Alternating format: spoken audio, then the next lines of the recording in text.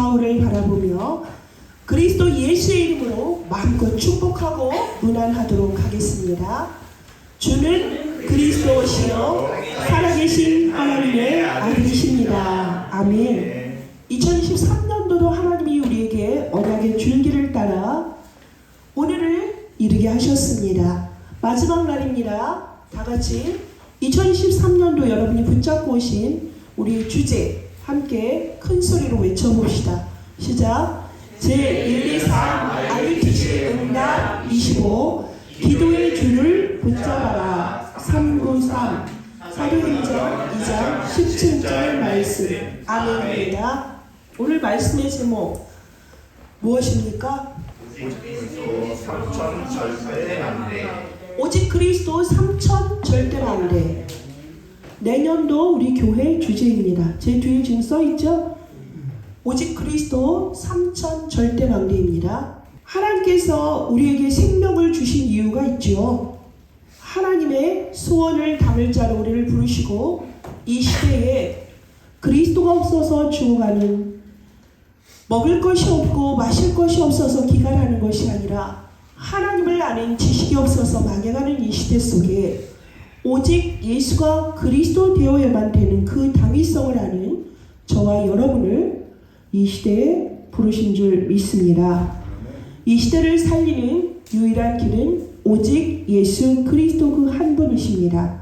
우리는 말씀을 통하여서 지금껏 배우고 확신한 일에 거한 줄 믿습니다.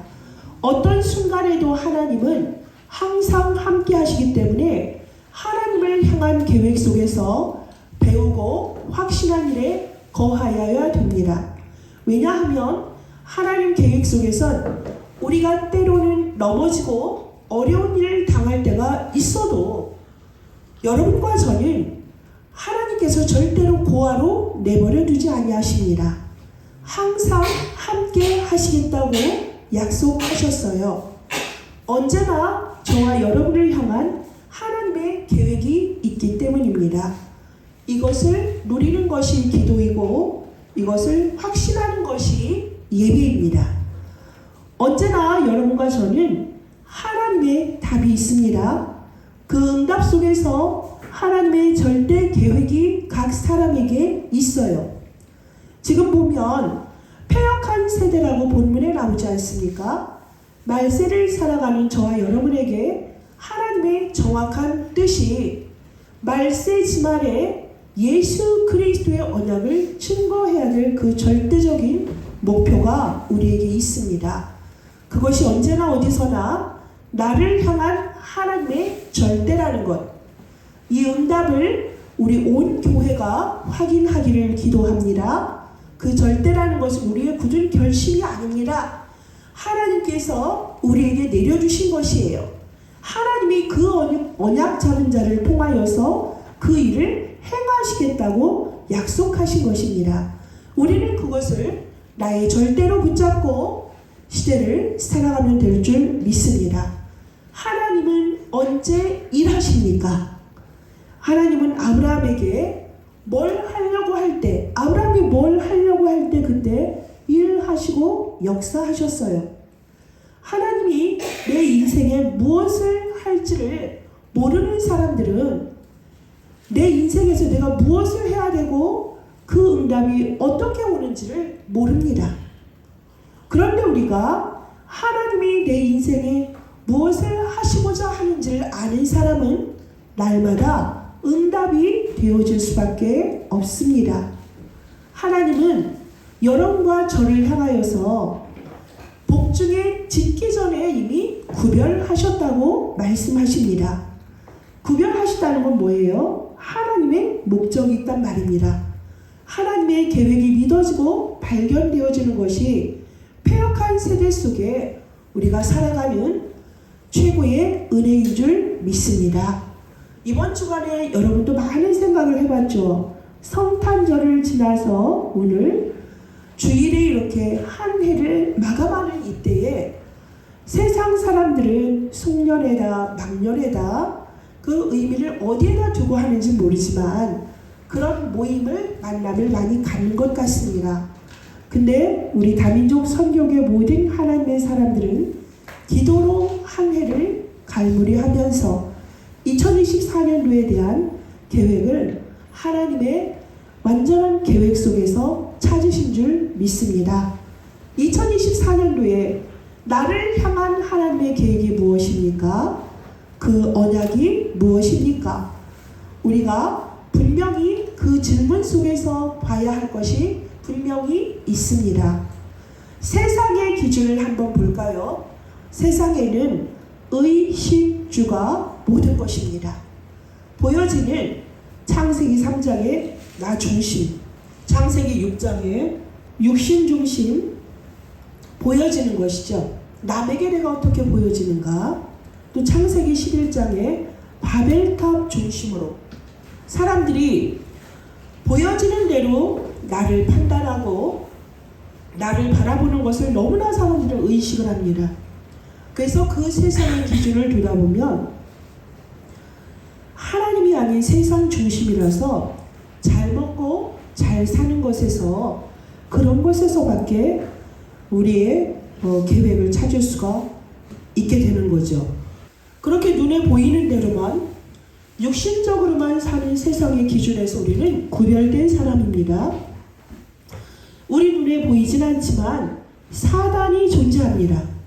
사단이 분명히 온 세상에서 신노릇하고 임금 노릇하고 있습니다.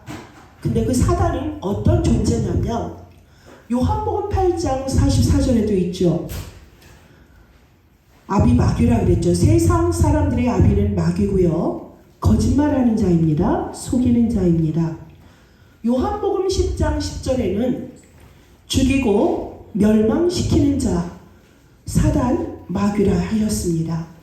그 도둑이 오는 것은 모든 사람을 멸망시키기 위함이지 살리기 위함이 아닙니다.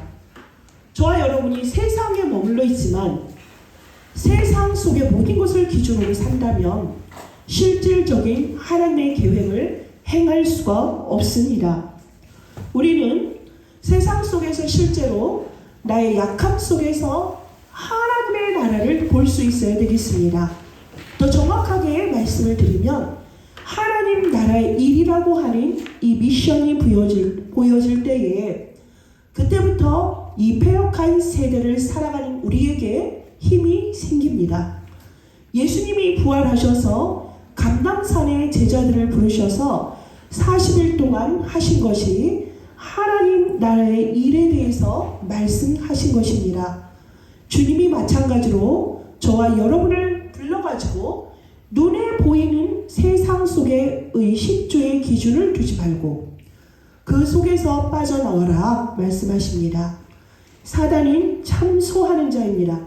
끊임없이 죄를 참소하고 사람들을 갈등으로 부추깁니다.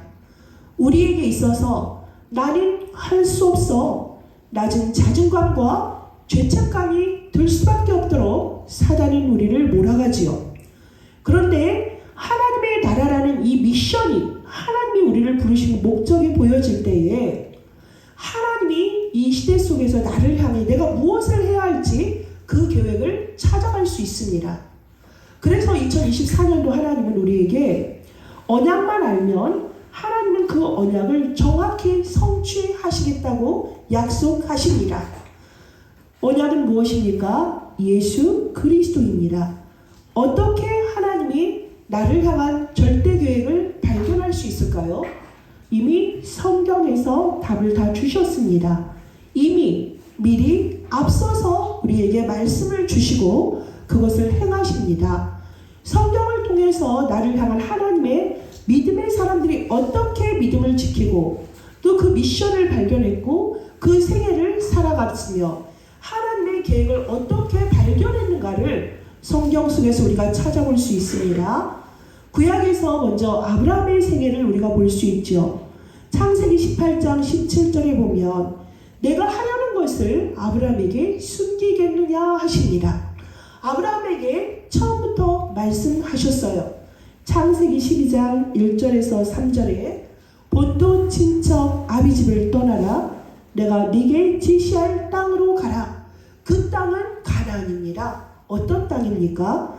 메시아가 오실 땅이고요. 그 그리스도가 오실 땅 가나안으로 가라는 것이 아브라함에게 행하신 하나님의 미션이십니다. 끊임없이 아브라함을 시험하시죠. 드디어 그 시험을 통과한 날이 창세기 22장에 독자 이삭을 100년 만에 주시고 바치라 하신 모리아 사건입니다. 그 창세기 22장 12절 14절에서 이삭을 살리실 줄을 알았어요. 그렇게 했을 때 비로소 여호와 하나님이 아브라함에게 나를 경외하는 줄을 알았다라고 인정을 하십니다. 확인을 하십니다.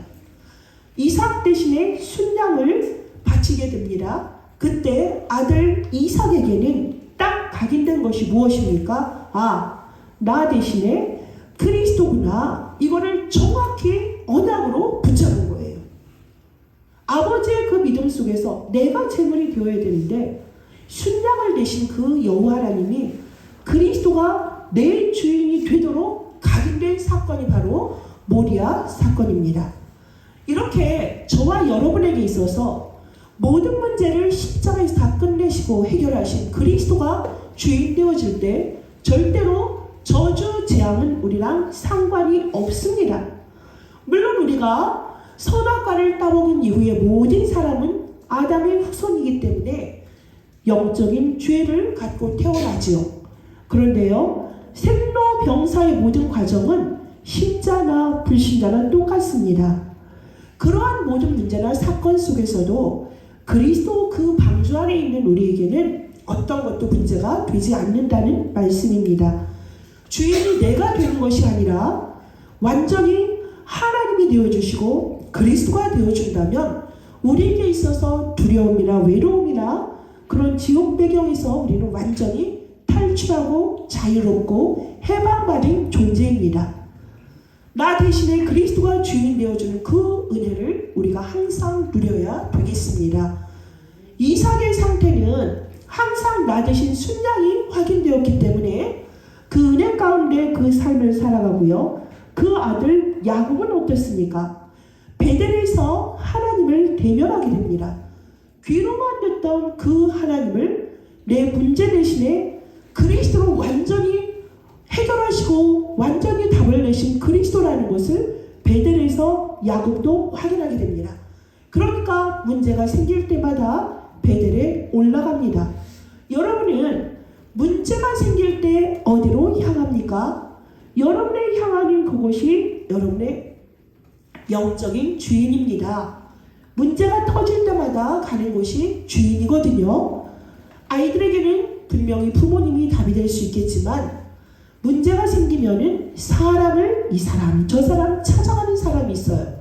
그 사람에게 주인은 그들이에요. 어떤 사람은 내가 좋아하는 곳에 가서 그 문제를 회피하려는 사람들이 있습니다. 그 상태가 끊임없이 사단이 내 인생을 빼앗는 상태 속에 머물게 되는 거거든요. 그게 바로 노예된 상태입니다. 포로된 상태입니다. 야곱은 항상 베델로 올라가자, 나의 기도의 산으로 올라가자, 여호와를 만나러 가자, 그렇게 언약을 붙잡았고 그 언약을 요셉이 붙잡았습니다. 요셉은 창세기 50장에 보면 애굽에서 총리를 했기 때문에 아주 그의 묘자리가 좋을 것입니다. 그런데 거대한 그 매장이 되었다 하더라도 너희들은 가나안을 갈 때에 내 유고를 들고 가라고 하셨습니다. 그래서 그것을 모세가 들고 갑니다. 그들이 가야 되는 영원한 땅이 어디죠? 메시아 그리스도가 오실 가나안이었던 것입니다. 이렇게 정확히 언약을 요셉이 붙잡았어요. 아브라함과 이삭과 야곱과 요셉의 하나님은 저와 여러분의 하나님이십니다. 그 하나님은 구약에서 약속하신 것을 실제로 우리에게 성취하셨습니다.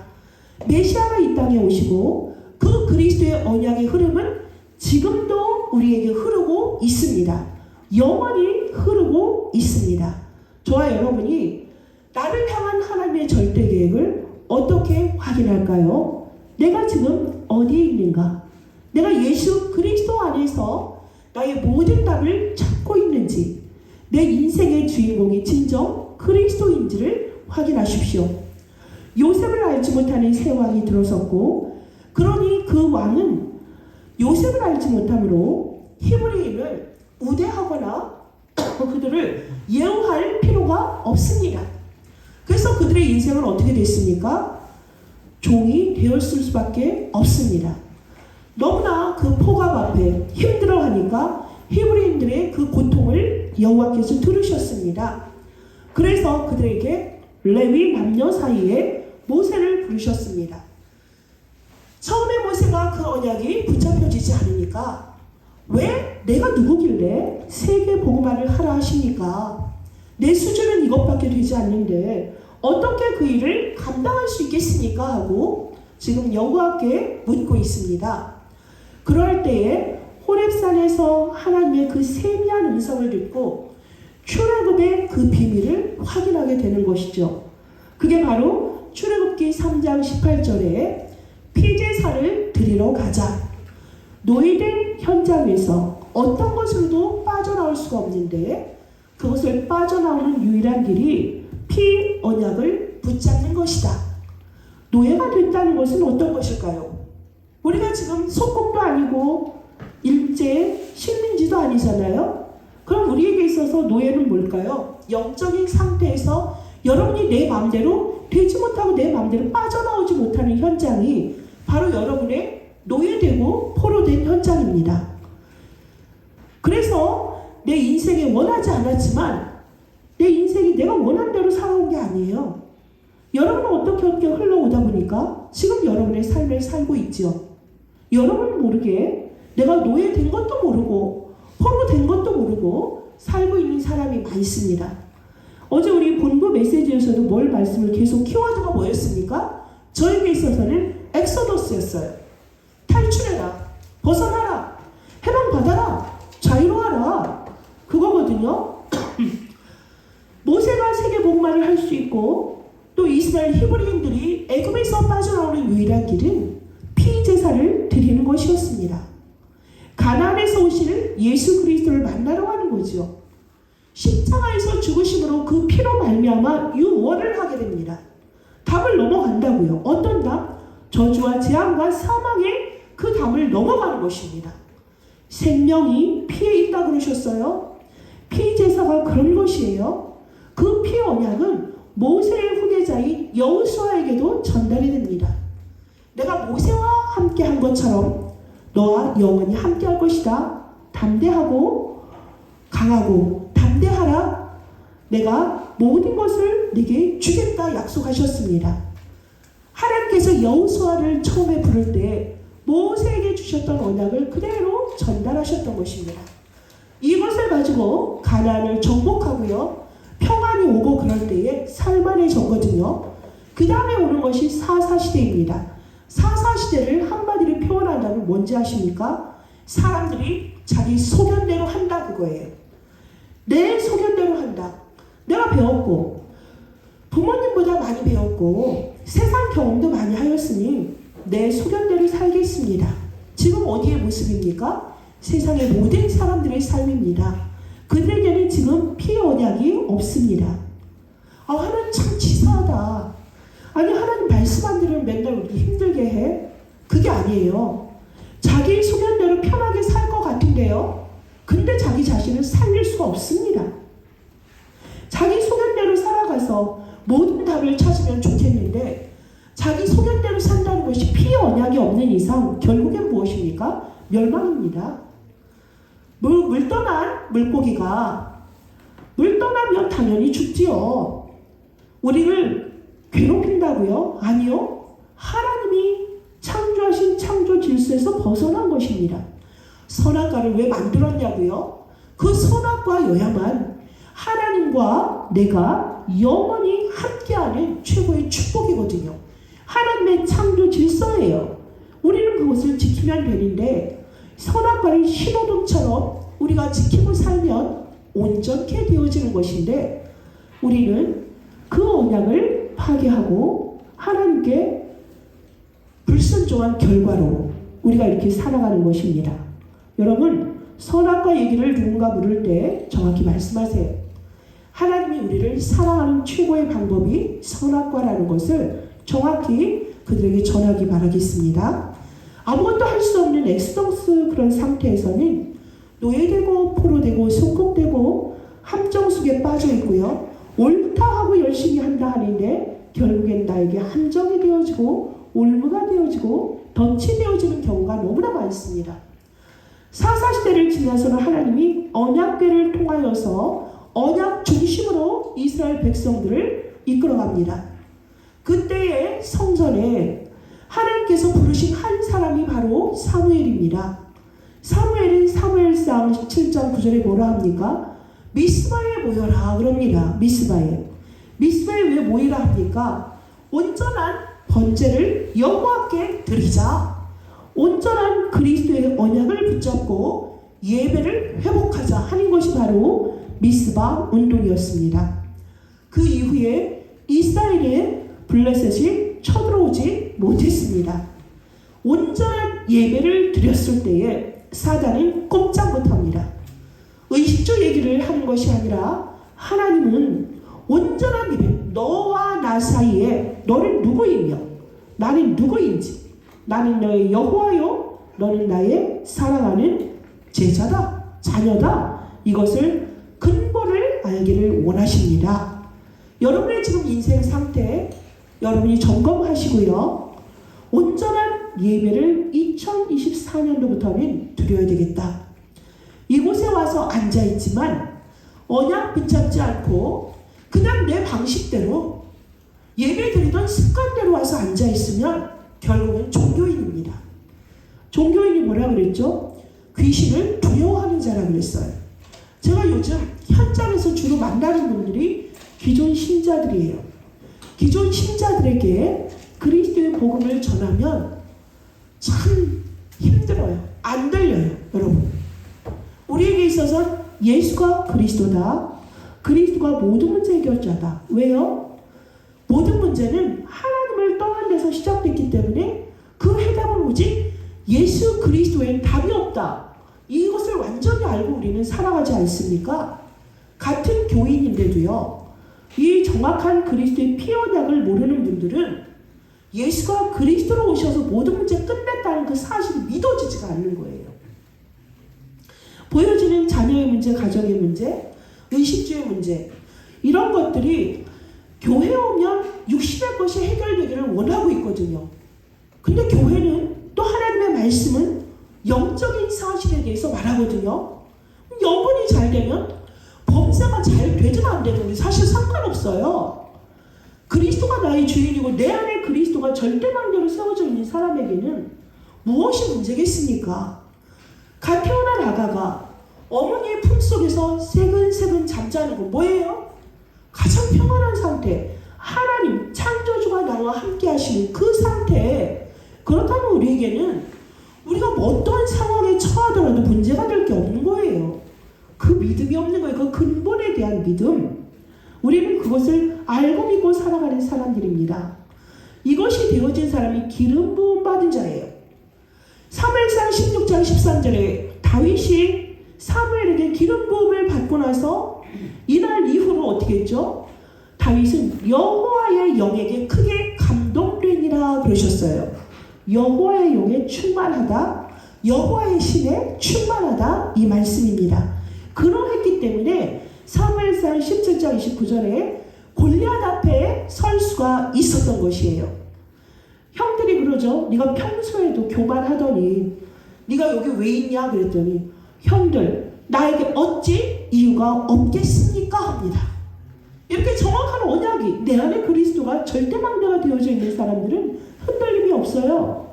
교도문에서도 우리가 함께 보지 않았습니까? 지금 다윗은 그 그리스도가 누구인지를 알았기 때문에 그리스도 안에서 거룩하고 흠이 없게 하시려고 나를 부르신 그 절대자를 알았기 때문에 그리스도의 언약을 붙잡은 자예요. 오늘 본문에서도 보면 다윗의 얘기가 25절에 나오지 않습니까? 내가 항상 내 앞에 계실 줄을 배웠으며 나를 요동하지 않게 하기 위하여 그가 내 우편에 계시도다.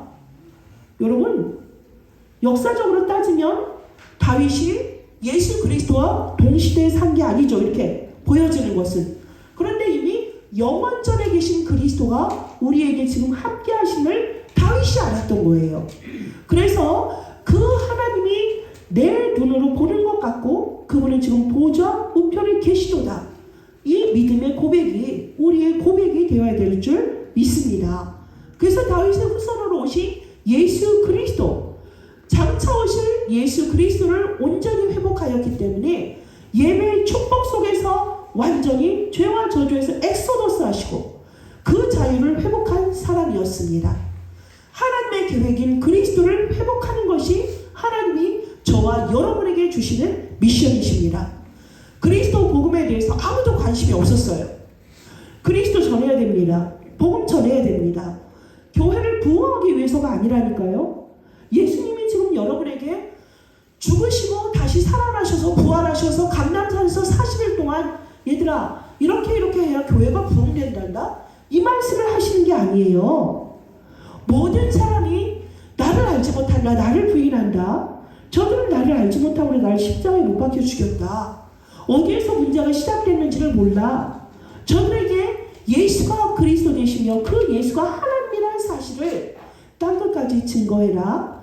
이 말씀을 미션으로 붙잡은 제자들이 마가 다락방에 모여서 저녁 기도에 힘썼을 때 일어난 역사가 오늘 우리가 함께 본 사도행전 2장의 오순절의 역사입니다. 이것을 우리가 나의 언약으로 붙잡혀 주셔야 돼요. 나하고 상관이 없다고요? 목사님하고 전도사님들만 복음 전하는 것입니까? 아니요. 저와 여러분 모두가 구원받는 그 순간부터 하나님이 영세전에 우리를 전도자로 부르셨다고요. 그리스도의 증인으로 우리를 부르셨습니다. 엘리야 엘리사 시대에도 사람들은 여호와를 무시하고 눈에 보이는 모든 복을 빌어주는 것 같은 바엘과 아세라상을 섬기는 때에 영적인 싸움을 통하여서 갈멜산에서 도단성에서 싸우지 않고 이겼던 엘리야와 엘리사의 그 믿음이 우리들에게도 있습니다. 확인하십시오. 임마누엘로 지금 함께 하시는 이사야가 그렇게도 부르짖었던 포로되어 가는 것은 당연하다. 임마누엘의 하나님이 우리와 함께 하실 것이다. 이것을 알아서 그들이 이사야 시대의 임마누엘을 가지고 시대를 살아갔고요.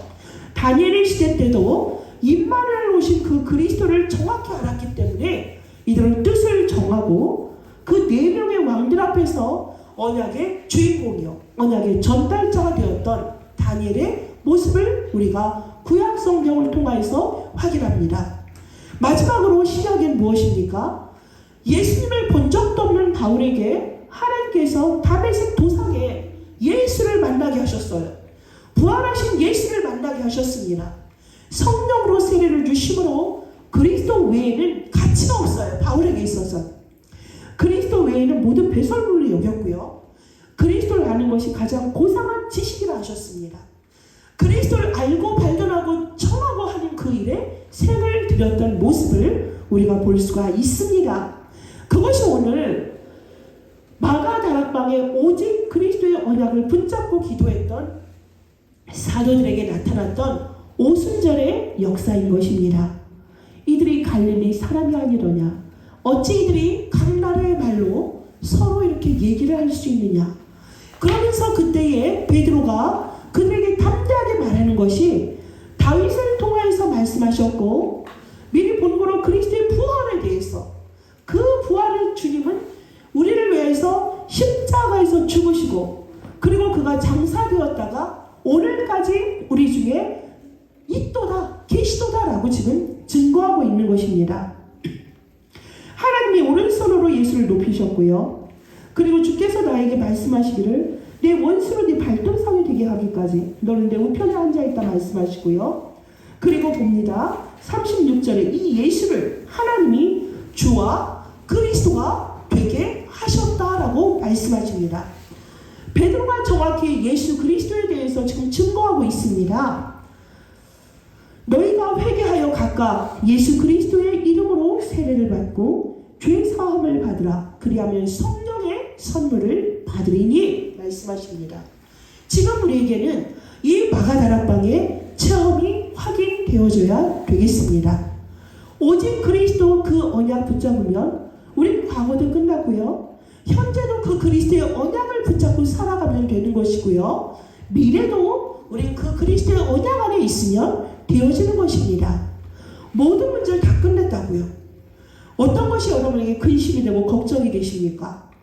항상 말씀하시기를 걱정하지 말라, 염려하지 말라. 내 이름으로 기도하라. 내가 네게 응답하겠다. 네가 부르짖으면 네가 알지 못하는 크고 은밀한 일을 내게 보이시겠다고 약속하시고 2023년도에도 사도행전 2장 17절의 말씀을 통하여서 젊은이들은 예언한다. 환상을 본다. 늙은이들도 꿈을 꾼다. 영원하신 그 하나님의 그 말씀 앞에 그리스도의 언약 붙잡고 있으면 우리의 능력, 우리의 처지, 우리의 상관없이 하나님의 그 보좌의 응답이 우리에게 있다니까요. 그것이 우리의 영원한 배경이고요. 우리의 능력이고요. 우리의 힘인 줄 믿습니다. 여러분 이거 붙잡고 가셔야 돼요. 2023년도에 우리와 함께 하신 그 하나님은 이 그리스도의 언약이 정확하게 여러분에게 들려지길 바라요. 이 그리스도의 언약을 정확히 붙잡기를 원하십니다. 이 그리스도의 언약이 여러분에게 보여집니다. 그러므로 여러분을 가는 곳마다 흑암이 무너질 수밖에 없고 복음이 여러분을 통하여서 나타나고 증거되어지는 것, 그것이 바로 하나님께서 저와 여러분에게 주시는 2023년도의 언약이었고 또 우리가 맞이하는 2024년도에 우리의 언약이 된 줄 믿습니다. 어떻게 해야 할까? 이게 맞나? 저게 틀리나? 그런데요, 내 안에 그리스도가 주인됨을 고백하고 그 그리스도 안에 들어가면 그 말씀이 나를 그 현장에 이끌어가세요. 그 만남 속에 이끌어가세요. 그 답을 주는 그 현장에 여러분을 인도하시는 분이 바로 그리스도 그분이에요. 말씀을 통하여서 성령의 인도하심을 따라 성령을 통하여서 말하게 하시고요. 그 은혜를 우리에게 나타내신 줄 믿습니다. 여러분, 이 복음 안에서 자유로워지는 인생 되십시오. 이 복음을 붙잡고 2024년도에는 도전하는 여러분 되시길 바라겠습니다. 어떤 것에도 매이지 마세요, 제발. 사단은 여러분을 속일 것입니다. 착각을 하게 만들 것입니다. 여러분, 온전한 예배의 영적 시스템이 있는 자라면 속지 않아요. 하와가 이 영적 시스템이 없었기 때문에 사단이 그렇게 부를 때에 흔들리고 속았던 것입니다. 그런데 여러분이 그리스도의 진리 안에 있다면 여러분이 자유를 얻는 것이고 모든 사람에게 답을 전하는 자가 될 것입니다. 구원의 길을 우리가 계속 써왔어요. 그건 하나님 만나는 유일한 길이거든요. 그것이 여러분의 뼈대로 자리했다면은 그 이름을 가지고 그 말씀, 그거면 모든 사람 다 살리거든요. 그것이 여러분의 입술을 통하여서 여러분의 현장을 통하여서 모든 사람에게 길이 되어지고 답이 되어지고 또한 그 각 사람에게 하나님이 주시는 그 미션을 찾을 수 있도록 여러분의 현장 앞에 서십시오. 그렇게 되면 절대 불가능이라는 것이 우리들의 미션이구나. 불신자들에게는 절대 불가능이라는 것이 멈춰야 되고 낙심하고 그들이 무기력하게 되는 것이지만 나에게는 그리스도가 있기 때문에 그리스도와 저와 여러분이 함께 있기 때문에 하나님의 미션은 반드시 성취된다.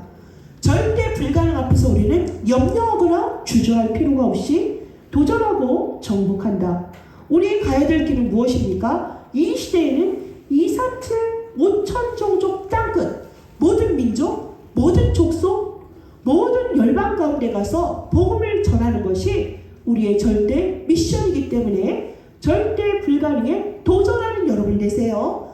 보면은 우리 교회 모두는 아닌데 몇몇 우리 후대들을 보면 나는 못해. 나 그거 못해요. 올해는 좀 내년엔 좀 그거 좀 뛰어넘는 우리 후대가 됐으면 좋겠어요. 나는 안 돼요. 난 그 부분에 항상 실패를 했어요. 아니요. 한번 도전해 봅시다. 예수 그리스도의 완전한 언약 붙잡고 내 안에 과연 그리스도가 주인 되었다면 그 그리스도 언약 잡고 뛰어넘어 봅시다. 유월을 해봅시다. 그 그리스도께서 힘주신다는데요. 능력 주시는 자 안에서 모든 것 할 수 있다라고 자녀된 권세를 이미 주셨거든요.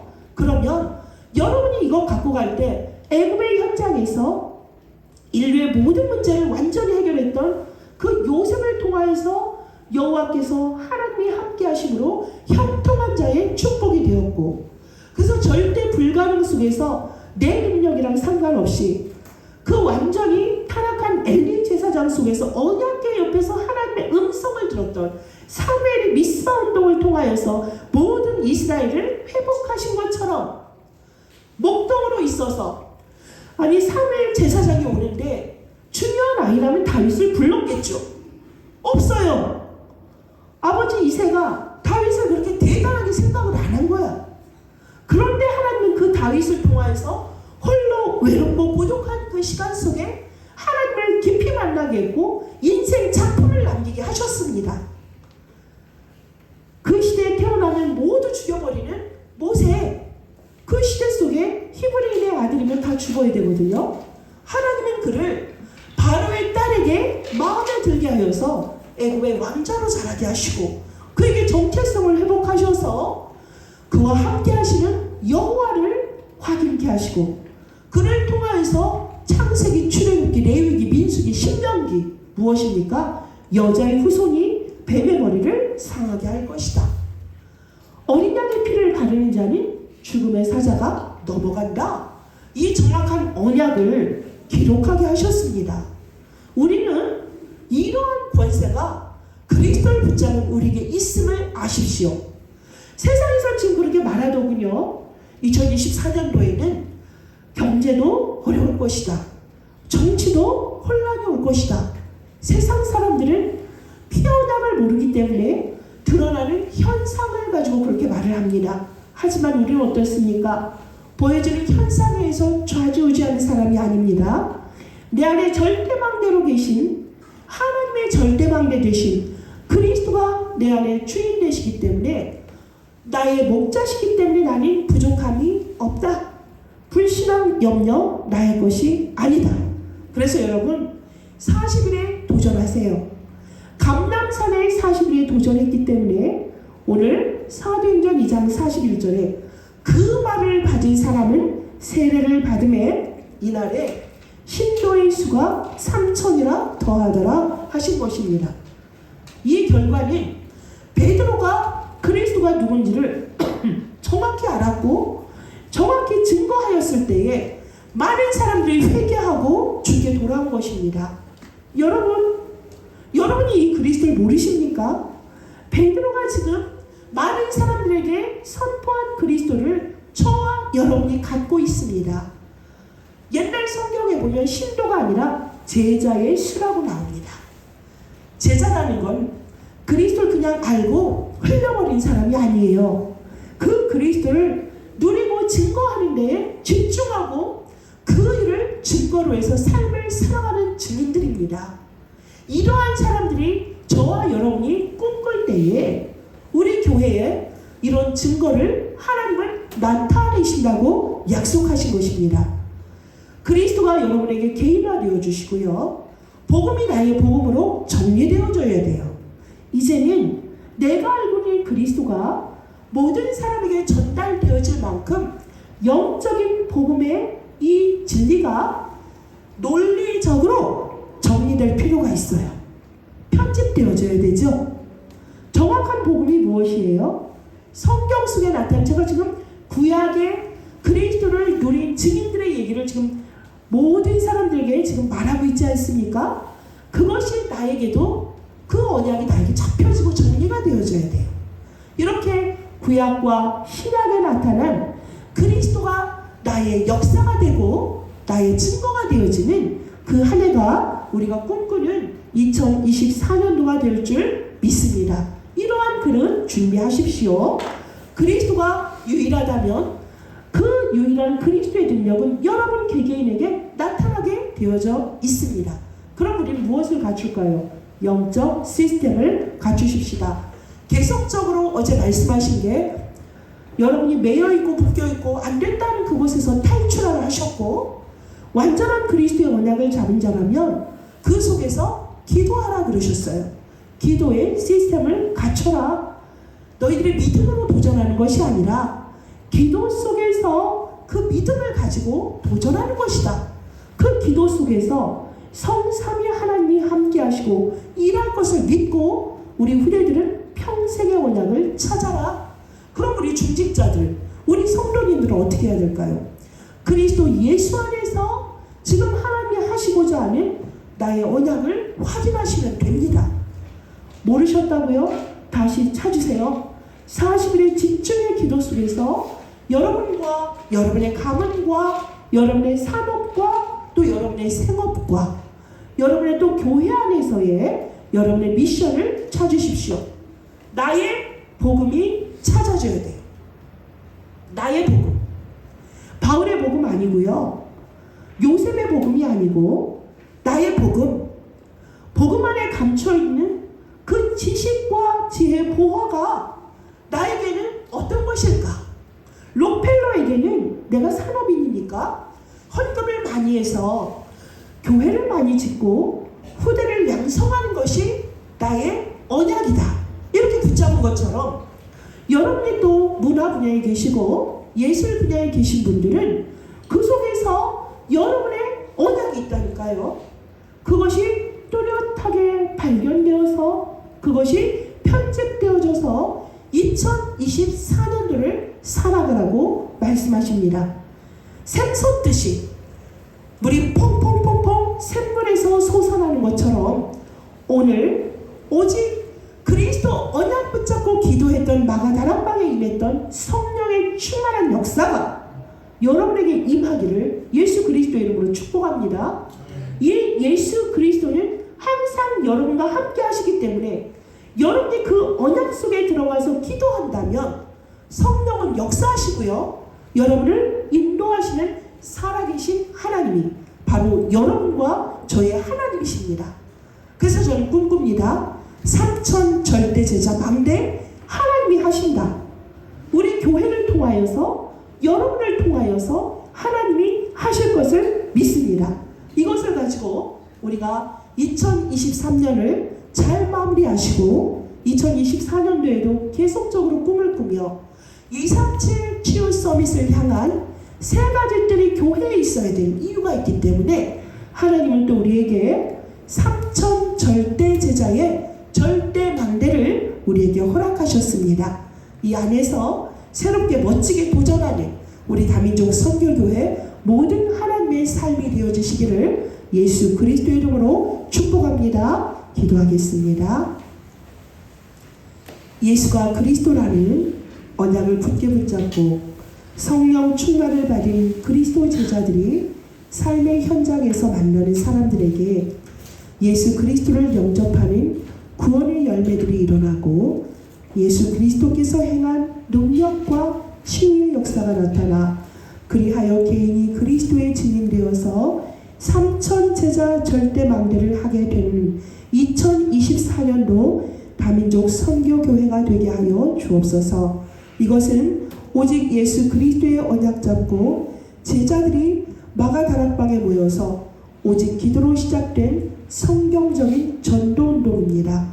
하나님, 이 일을 우리에게 맡기셨사오니 하나님 이 절대 하나님의 계획, 절대 미션을 가지고서 말세의 패역한 세대에 고통하는 그 현장 속에 정확한 하나님의 말씀, 정확한 언약으로 내가 세워지게 하여 주시고 주는 그리스도시요 살아계신 하나님의 아들이라고 고백한 베드로의 고백은 혈과 육으로 알게 된 것이 아니라 하늘에 계신 내 아버지께서 역사하셨다는 그 사실을 알게 하시며 다민족 선교교회 온 하나님의 사람들이 복음이 들려지고 복음이 믿어지고 복음의 반석 위에서 우리의 인생이 있게 하여 주시고 이 속에서 복음의 완전한 그 절대성을 당위성을 깨달아 알아 237 5천 종족에 무너지지 않는 3천 제자의 절대망대에 증인되게 하여 주옵소서. 예수 그리스도의 이름으로 기도합니다. 아멘.